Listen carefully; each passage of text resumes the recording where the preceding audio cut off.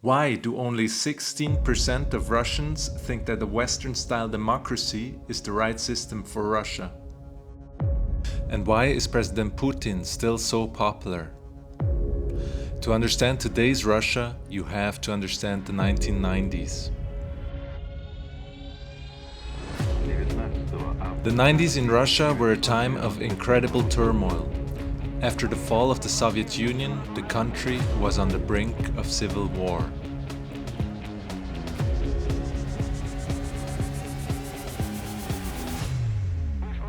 Inflation exploded, peaking at over 2,500% in 1992 and wiping out people's savings overnight.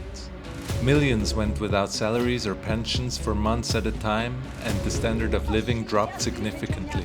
Как я должна жить? Вот у меня, я уже 15 лет на пенсию, у меня все износилось. Как я должна жить? Чиновники не знают, что такое задолженность по заработной плате. Мы 9 месяцев не получаем. Это говорит о чем?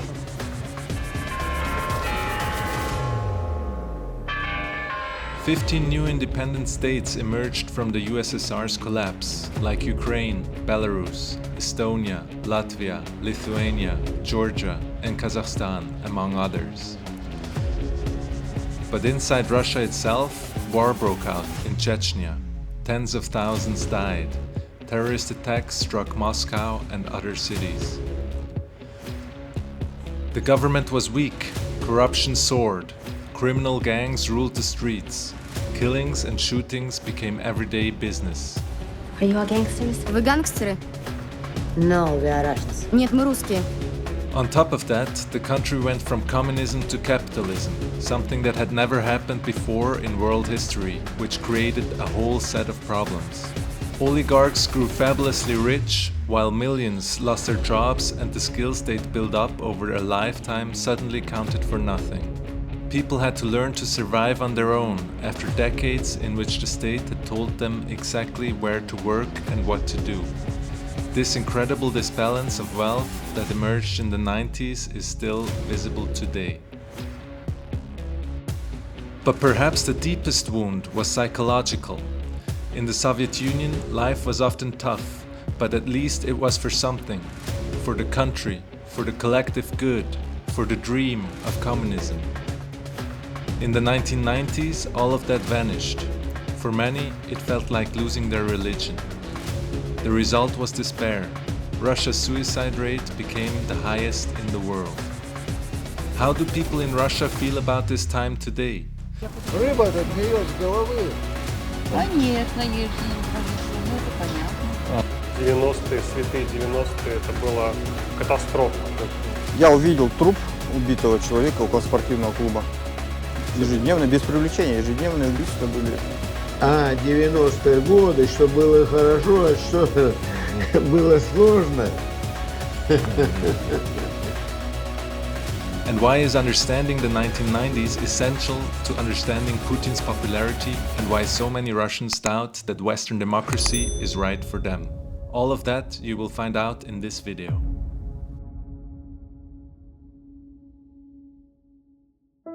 Where better to start our journey to Russia's wild 90s than at the graveyard of Yekaterinburg, or Yoburg, how the locals call it. The name Yoburg also goes back to the 90s, and it sounds a bit similar to the Russian word yebat, which means to fuck, highlighting the city's rough edges that came about in the 90s. The 90s were especially tough in Yekaterinburg, and the graveyards here stand witness to that. Here you will find a lot of people who died young, especially in the 90s. For example, this guy, Oleg, he reached only 29 years. Or Valyev, 26.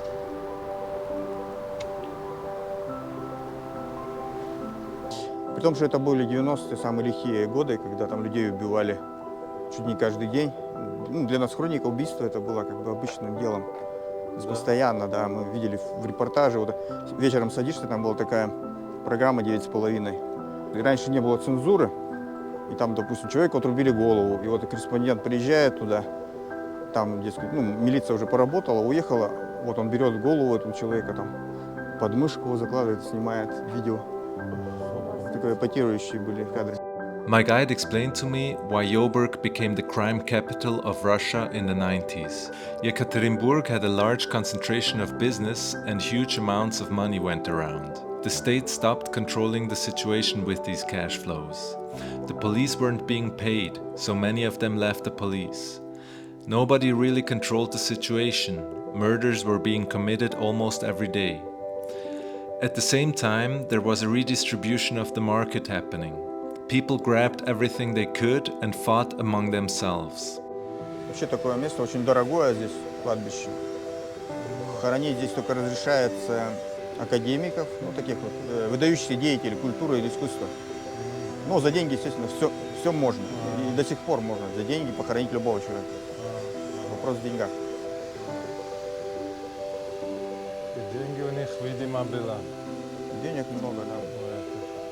Богатейшие люди были в свое время.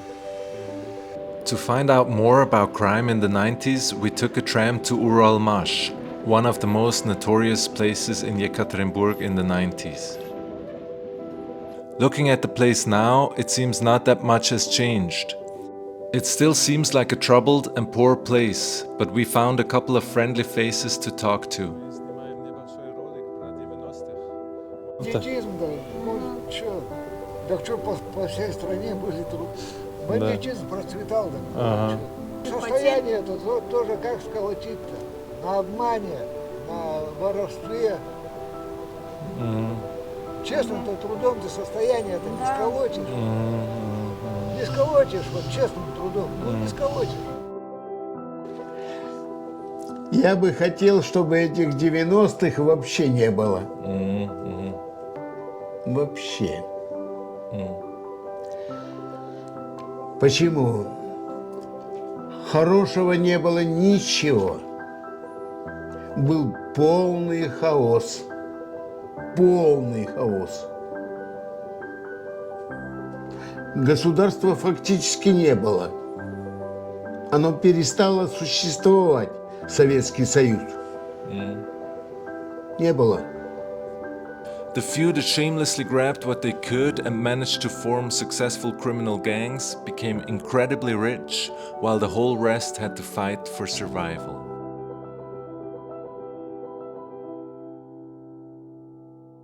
Плохие годы были, тяжелые. То зарплаты не давали, задерживали по 3 месяца. А я воспитывала дочь одна, дочь. А дочке не стало, вот из-за тяжелых этих времен, не стало ее уже 32 года. Она умерла, что ли? Умерла. От чего? От тяжелой жизни умерла, что я стала болеть, она стала болеть. Денег не хватало, безденежье.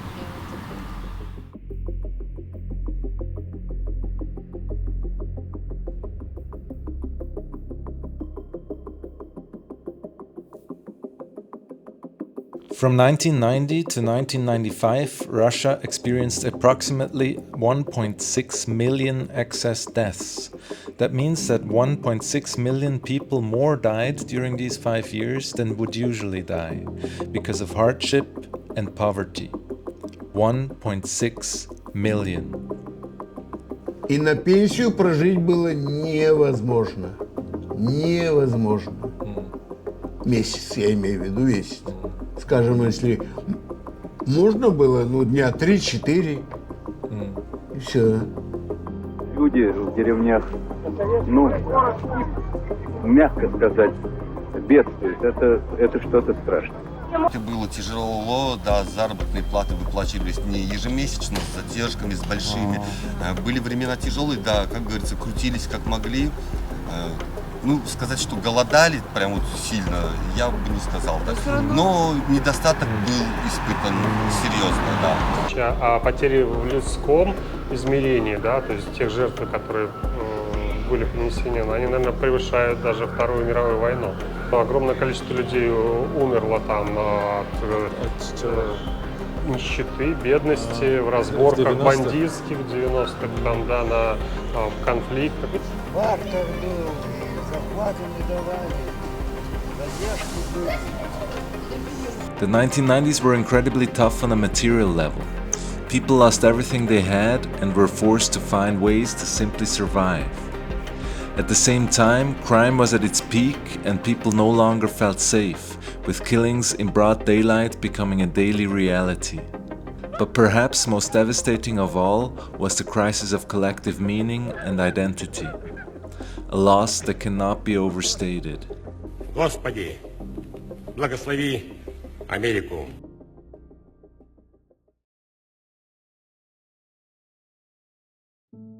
А он и говорит: а вы зачем на этом предприятии работали? Нам армия не нужна. Я вот так откинулся. Ты чё, дурак, говоришь? Это что, блядь? Я придумал, что ли? Это производство. Ведь правительство продолжать работать, потому что мы окружены врагами, и нам нужна сильная армия. Я так и делал. А вы зачем работали? А я только кроме мухи никого не обидел. Никого, кроме мухи. Я бы его расстрелял с большим удовольствием. Большим удовольствием. Especially for older people, the shift to capitalism was very tough. Many of them had worked in a factory all their lives. Then the factory closed and they were told that their work wasn't needed anymore. This man from Tver in 1991 pretty much summed it up for a whole generation. I am unemployed, and there are already many like me, over 50. Who am I now? Who needs me? At my age, should I start over in a new field? Start some kind of business? What kind? Where? Это же потеря смысла и ориентации для огромного количества людей, для миллионов людей. Хожу на завод, работаю. Отработал уже 44 года. В общем, на одном месте. И меня выгоняют за пределы завода, раз нет заказа. Что в этом хорошего? А это основа. Это основа. Значит, каждый человек должен иметь работу. For a Soviet person, the state was responsible for making sure everyone had a job. For someone like Vasily Ilyich, the only option left was to live off his wife's paycheck. He kept going to work for another 6 months, even though there was no more work at the factory. He and the others still showed up every day, sitting there from morning till evening, because no one had told them they didn't have to. For half a year, they weren't paid a single ruble, but they still went to the factory because they simply didn't know what else to do. That was the Soviet mentality. Работали, но не получили Ну, заказ. там работал, я не работал, потому что в основном-то я ходил только.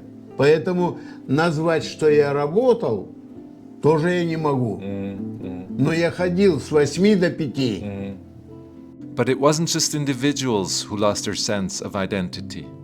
The entire ideology of the Soviet Union, something that had been drilled into people's heads for 65 years, vanished almost overnight. Нам, молодым, было проще тогда, потому что мы, как бы, ну, как молодые люди, они открыты к новому, да. А вот люди, которые всю жизнь прожили в СССР, привыкли чтить там коммунистическую партию и прочее, и вдруг оказалось, что это там банда воров-убийц, да, и которые там всю жизнь там занимались уничтожением людей, начиная со Сталина, да. Вот, это было очень тяжело. Многие же закончили жизнь самоубийством или вообще потеряли смысл жизни, да.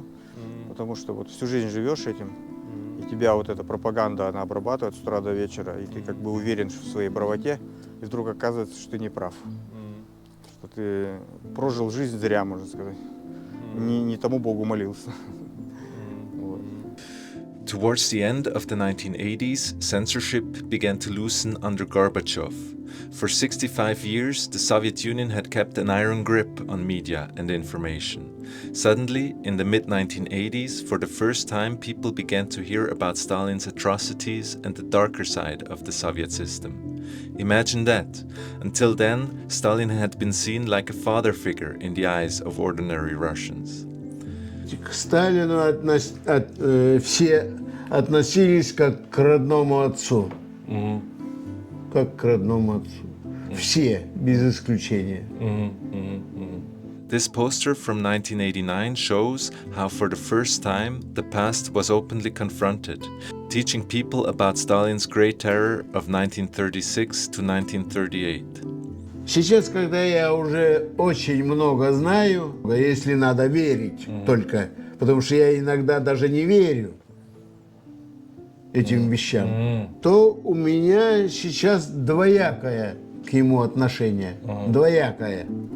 You had cried when Stalin died, only to discover 30 years later that he was a mass murderer. For many, it was overwhelming. Everything you had sacrificed, all that you believed in, collapsed overnight. And now everything you were taught to hate arrived in your own country, celebrated and embraced. As my guide put it felt as if you had been praying to the wrong God. That is exactly how it was, like losing your religion. People lost the very beliefs they had lived by. An entire nation lost its identity and its sense of direction. For the poverty and inequality, crime and corruption, and this loss of direction in the 90s, people blame Yeltsin, who is now by far the most hated president in all of Russian history. А что вы думаете про Ельцин? Я думаю, они все куплены Соединенными Штатами. Что Чубайс, что Ельцин, что Горбачев. Вся вот эта вот верхушка, вот эта вот гнилая. И я его вообще-то не считаю за руководителя. Руководителем. Не считаю. Потому что он каждый день был пьяный. Его по телевизору показывали, это дело. Значит, я его трезво увидел один раз. Люди сегодня обвинят Ельцин тоже в этом. Конечно, Ельцин развалил страну, это понятно. Это все Ельцин. Все почти так думают сегодня, да? Ну рыба-то гниет с головы. Рыба-то гниет с головы.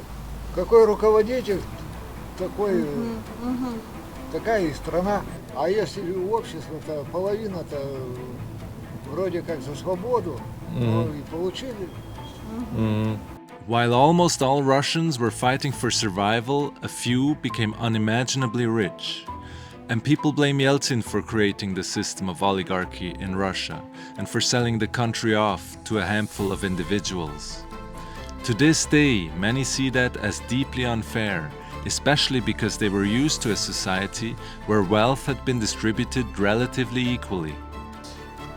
Мы пережили все этапы, как в любви к Ельцину, да, то есть я когда студент был, я восхищался Ельциным, это был такой лидер народный, который ведет страну к процветанию, к западным ценностям. Мы тогда считали, что демократия наша, это наш такой магистральный путь. Вот. Ему мешали коммунисты, и мы тогда с восторгом голосовали за Ельцина. Ну а потом мы увидели, что произошел развал страны, деградация экономики, обнищание людей, людям месяцами не платили пенсии, зарплаты, стипендии. Вот.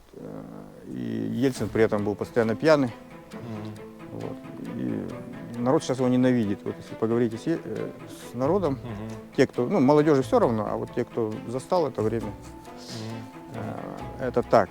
И даже вот единственный памятник в России Ельцину находится около Ельцин-центра. Круглосуточно вынуждена охранять вневедомственная охрана. А, да? Потому что люди его обливают синей краской периодически. А, да? Да. А он из белого мрамора, чистить его очень дорого. Поэтому вынуждены охранять его круглосуточно. Вот можно что сказать. Народной любви. Imagine that. People were once so hopeful about Yeltsin, his ratings were through the roof. People were excited for change at the beginning of the 1990s. They were excited about democracy and free speech, Western values and the Western standard of living, especially the young generation. Подумай о том, что для себя ты выбираешь. Голосуй! Или ты проиграешь! Голосуй! Или ты проиграешь! Голосуй! But for many, the new freedoms did not turn out to be liberating at all. They brought chaos, insecurity, economic decline, and the breakdown of the system people had known all their lives. The initial excitement about Yeltsin and the change he promised turned into disillusionment and the feeling of betrayal. Now the only statue of Yeltsin has to be safeguarded day and night because people would otherwise vandalize it. You can also see this back in surveys. The bulk of Russians see Yeltsin negatively. Only 17% see him positively. The hatred for Yeltsin is something that almost all Russians can agree on. Compare that to Stalin at 65%, who is responsible for millions of deaths. Я хочу попросить у вас прощения за то, что многие наши с вами мечты не сбылись, за то, что нам казалось просто, оказалось мучительно, тяжело. You can, of course, also paint a different picture of Yeltsin. At the time when Yeltsin took power, Russia was in an extremely dire situation. Change was needed, and it was clear that this change was going to hurt at first. For any president ruling at the time, it would have been incredibly difficult. You can argue that the changes Yeltsin initiated only began to bear fruit in the 2000s. This is the picture presented at the Yeltsin Center in Yekaterinburg. В стране требовался лидер другого типа. Им стал президент России Борис Ельцин, который рискнул опереться не на личную власть, а на самостоятельный выбор граждан.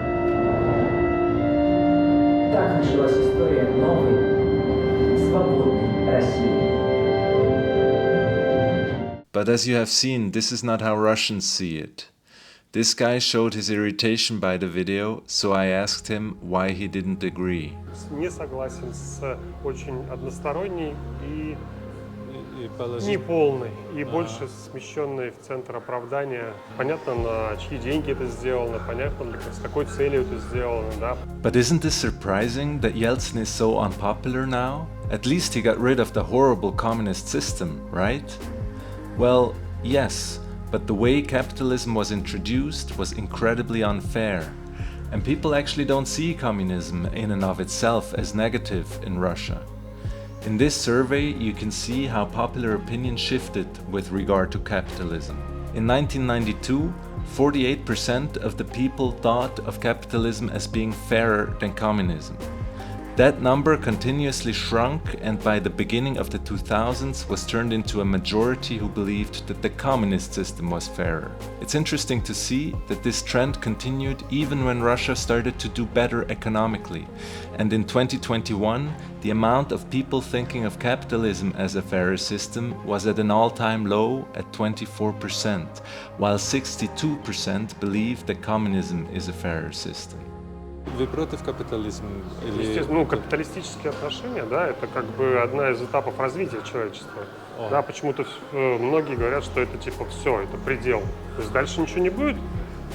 Следующий этап-то все-таки это социализм и коммунизм, потому что как бы общество, построенное на частной собственности, да, это как бы вот оно имеет предел своего развития, мы это сейчас наблюдаем. Да, была попытка построить социализм в Советском Союзе. Условно, это было несколько рано для того, чтобы стать успешным. How people feel about communism and a lot of other things depends a lot on a person's age. I have never seen another place where the generation gap is more significant and noticeable than Russia. A person who has lived through communism and the 90s has completely different life experiences and hence tends to think about certain things completely differently. I had the chance to also interview this guy's son.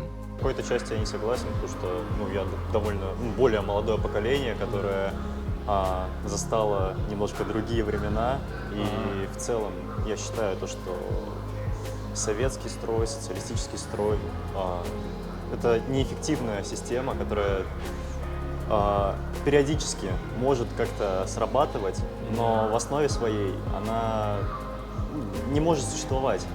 Капитализм был, и сейчас он есть, он работает, И то есть равенство всех людей ну, не может быть вообще никак. И у вас часто бывает дискуссия? Да, конечно. Обычная вещь в российской семье, по-моему, уже. Let's have a look at how this translates to opinion surveys with regard to age.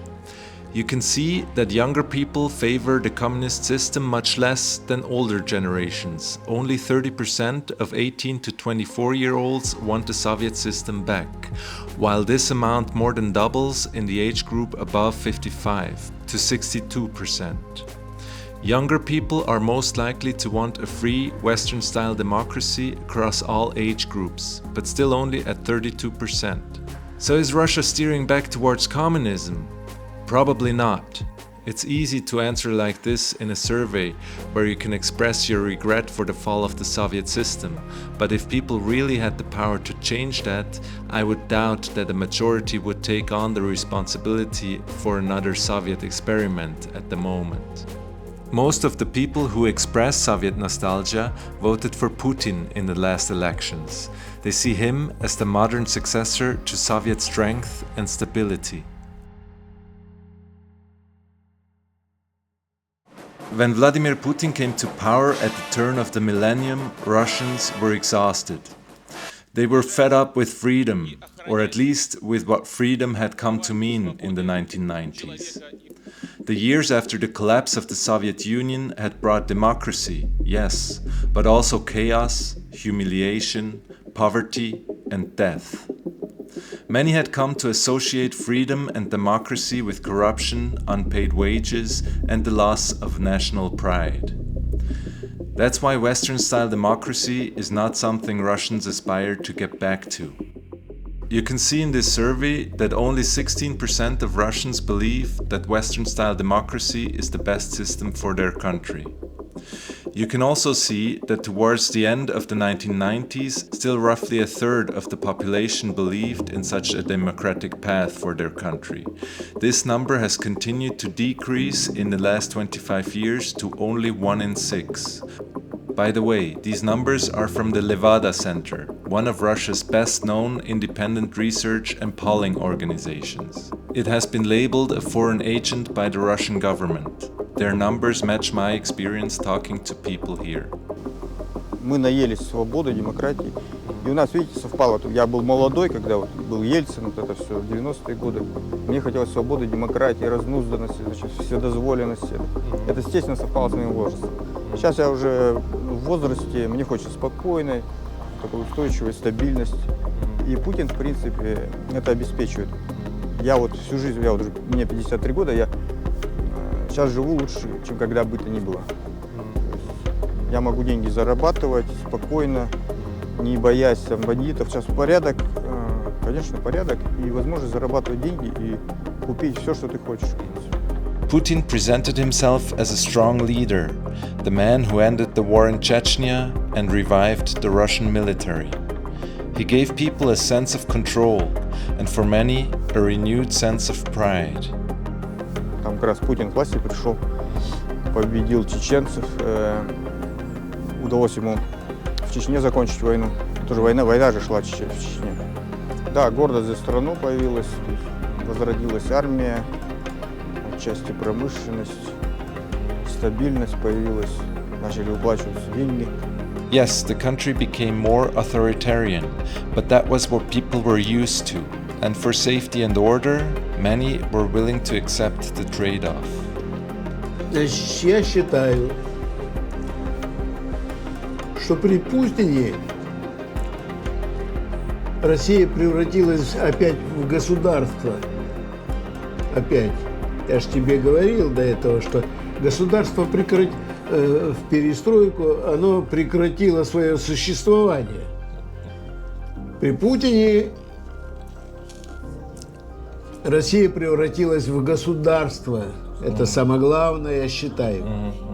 Самое главное. Более осмысленно жизнь стала. Ну и относительный порядок, естественно. Вот что такое Путин. Так вы очень положительно к нему относитесь? Да, вполне. Вполне. Это очень положительная личность. The 1990s taught Russians a painful lesson. Freedom without order can destroy a country faster than dictatorship ever could. That's the mindset Putin inherited, and why so many people still support him today. Maybe things could be better in Russia, but older generations know from personal experience that they could also be much worse. That's why nobody wants any more experiments with politicians who promise freedom and democracy. You can say that that's all because people in Russia have been indoctrinated by propaganda, but that would be far too simplistic.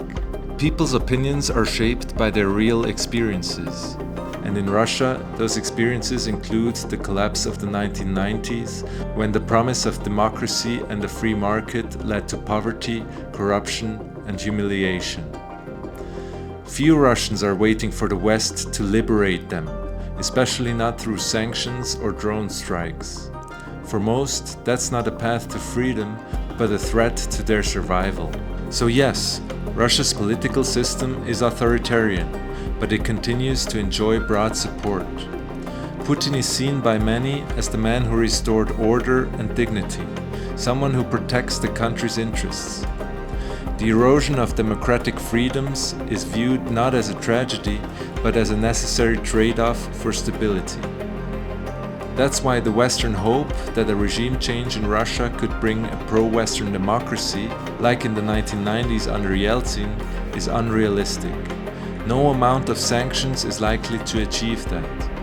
Russia will be hard to change from within and even harder to defeat from outside. The West now faces a choice. It can continue to ignore Russia's security concerns, leading to a cycle of confrontation and escalation, or it can start building a new European security framework that includes Russia rather than excludes it. Because in the end, peace in Europe will only be possible with Russia, not against it. That may sound utopian right now, but that's essentially what it comes down to. We all need to start listening to each other again and take each other seriously, without acting like one side is just nuts or evil. And the sooner we start to do that, the better. You said earlier that Europe and other countries have made mistakes in regards to Russia. When you reflect and look back, have you made any mistakes?